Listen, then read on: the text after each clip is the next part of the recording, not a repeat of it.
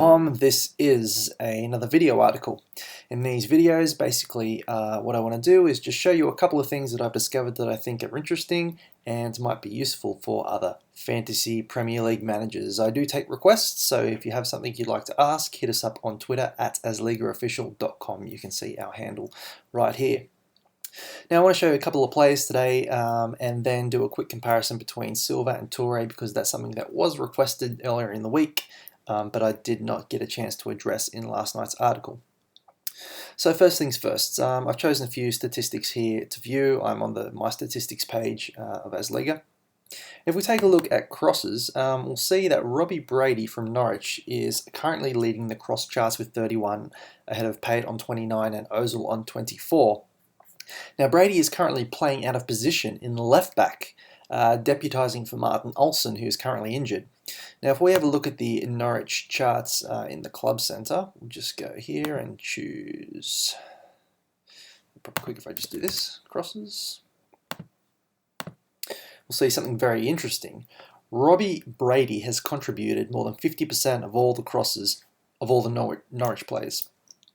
And these are the kind of players you really want to bring into your team. Players that are the focal point of the attack, whether that be from a shooting perspective, key passes, crosses, someone who the team currently constantly looks to make something happen. I mean, if we have a look at the key passes as well, I think we'll find a similar story.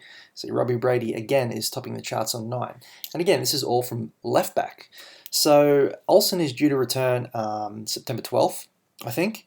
And once that's after the international break, so he won't be missing too many more games. Once he does return, Robby Brady is expected to be pushed further forward. And considering how well he's doing from a defensive position, one would expect him to do quite well. Now, at 5.5 million, he's very cheap.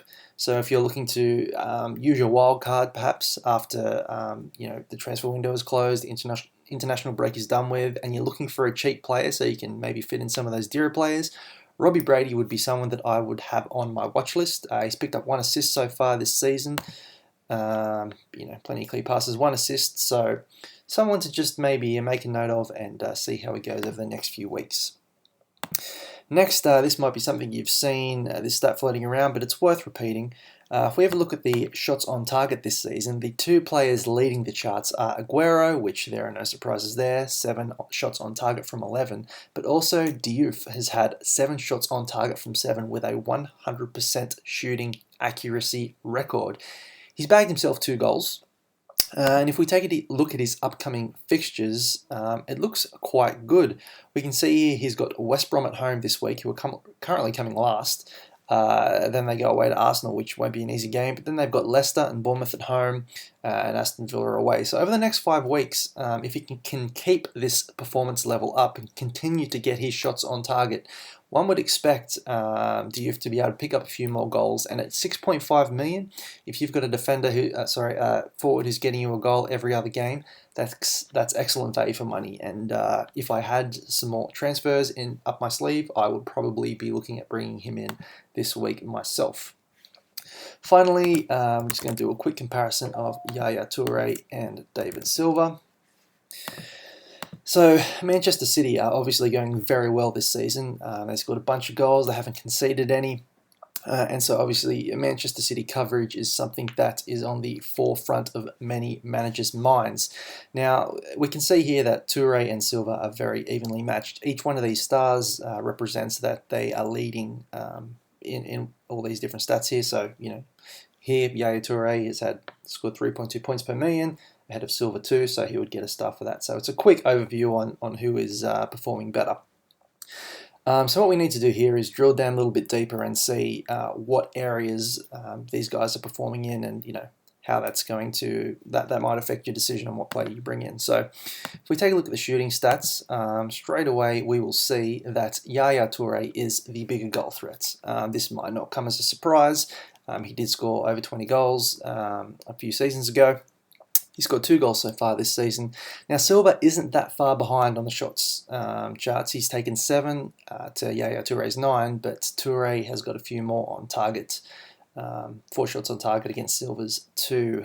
Silva did hit the post on the weekend, so he's perhaps unlucky not to pick up his first goal.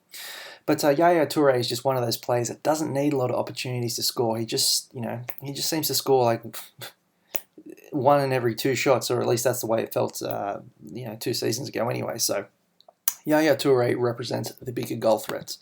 If we take a look at passing, we will see that it's the other way around. Now, David Silva is the bigger threat. So Silva has put in more crosses, 17-3. Obviously, that's not Yaya Toure's job. Silva's contributed 3 assists to Yaya Toure with 2. And if we go and have a look at key passes, Silva has contributed 10, Yaya Toure 7. So Yaya Toure not so far behind in the key passes, just like Silva wasn't too far behind Yaya Toure on the shooting statistics. But the thing that's really telling for me is that Silva has nearly had double the amount of key passes in the passes in the final third than Toure has. And this just says something about his position. Now, I've got David Silva in my team, and that's because I have a bias. I like having midfielders who sit right in behind the striker, and that's basically because I feel like they've got more of a chance of being involved in the attack no matter what the situation of the game is. So if Manchester City are under the pump, if they may be playing on the counter, Yaya Toure is more likely to drop back and sit deeper in midfield, whereas David Silva is still likely to be to stay forward and be an attacking outlet. And if we have a look at the attacking involvement, what this filter basically does is just looks at the stats that lead to goals and assists. It doesn't actually count assists on goals, so we can just see what their contribution is. We'll see, to this end, David Silva has the better stats. So if you pushed me to pick one, for someone else, not myself, I would probably lean towards Yaya Toure just because he's better value for money and it frees up a little bit of cash for other areas of your team. So if we take a look at their week by week stats, Silva actually had more shots than Yaya Toure in game week 1, but he had none in game week 2. They had the same amount of shots in game week 3. Key passes. Take a look at that. Silva is ahead, but he's not that far ahead. And again, they had the same amount of key passes, 3 in game week 2. So I really don't think that you're going to lose too much from Yaya Toure. I think he's better value for money, but I do think you're going to get more chances out of David Silva. So I don't know if that clarifies your decision or if it makes it more complicated, but there's the facts. So I hope this has been helpful. As I mentioned, hit us up on Twitter at AsLigaOfficial. We'd love to hear your questions. I'd love to help you out wherever I can. And don't forget to sign up to AsLiga so you can use all these great tools for yourself. Thanks a lot, guys, and good luck with Game Week 4.